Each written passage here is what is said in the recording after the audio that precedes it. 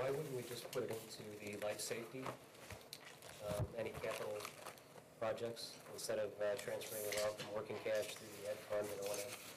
The only funds you can put in life safety are funds that either come from the life safety levy or from life safety bond issues that have life safety amendments.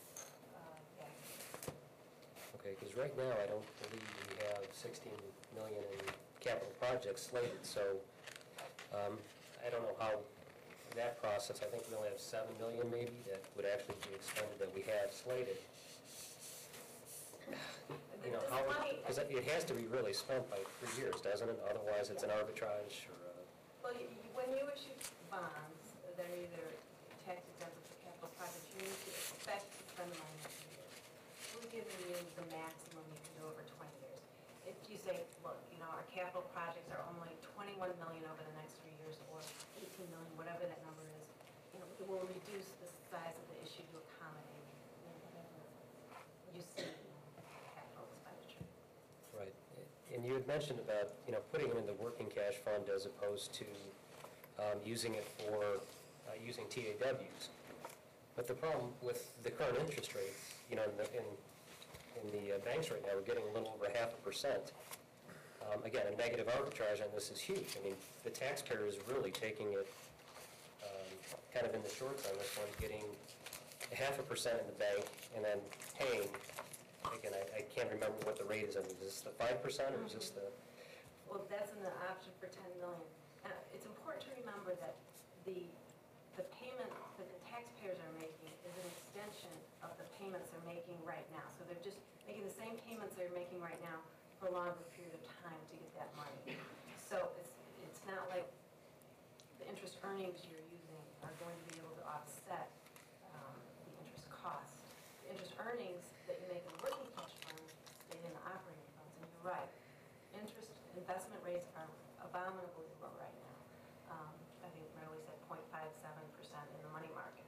However, rates are expected to go up in the next several years, and if the district holds on to that working cash fund as an enhancement to its fund balance, it will have the opportunity to take advantage of those future interest earnings and keep them within the operating funds. The TAWs, whereas those are short-term borrowings and the interest rates are low for those two, it has to be done every single year if you're low in your fund balance. Okay? So that's an annual borrowing, cost of issuance each time you borrow, and it's costs that come out of your operating funds as opposed to your final interest. But I think, again, for me, I don't believe that the money will be repaid every year to the working cash fund. Just judging by history, I don't see those type of tough decisions being made, and in our forecast, we're going to run out of money relatively quick. So, right, but again, history has taught me that probably won't happen, that it'll be used for expenditures and we'll be financing, you know, electric bills or salaries over 20 years, which is not a good investment strategy. The other challenge, again, I have is a lot of times we talk about it's not a tax increase. Well, it is a tax increase. It's a future tax increase because we don't owe that debt. And with this, you're looking at doubling our debt from about 64 million up to 124 million as far as the payout debt. You know, the total. I mean, that's huge. I mean, it's just, I wouldn't do this in my business, take out a loan for 5% to get a 0.5% in the bank. I'd still go for the TAW and use that for my cash flow and fix the fundamental business problem that we have, which we haven't addressed. I mean, we're still paying out way more than we're getting in, even by historical CPI averages, so we're not solving the fundamental problem. So I don't see that this money will be here for that long.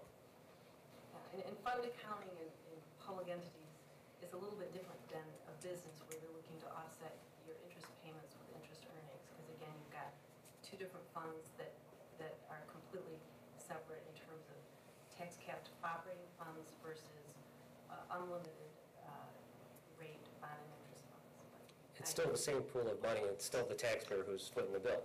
I mean, again, they're paying 5.5%, so you can have an extra 0.5% on this, as opposed to going to TAW for those periods of times. It will cost a little more out of the operating, I understand that, but we're the owners of this company, and if this was a business, as stockholders, we'd be pretty upset with that type of financing. So that's my opinion. So I agree with everything Tim's saying, but I had a question for you. All of the proposals, or 2.5 proposals that you have here, include refunding of our 2001 issued bonds. And that's because essentially we don't have enough bond funding capacity to issue the full 26 approximately, plus or minus a little bit, bonds. So refunding is basically you are refinancing your house to extend it another 10 years so that you can have lower interest payments. So now we can afford a bigger house, okay, is essentially what that is. So my question is, if you did not do the refunding piece of that, how much, instead of 26 million or 22 million, how much would we be able to borrow? I'll have to get back to you on that and run that for you. Just a guess. Capitalize interest, it'll be substantially less.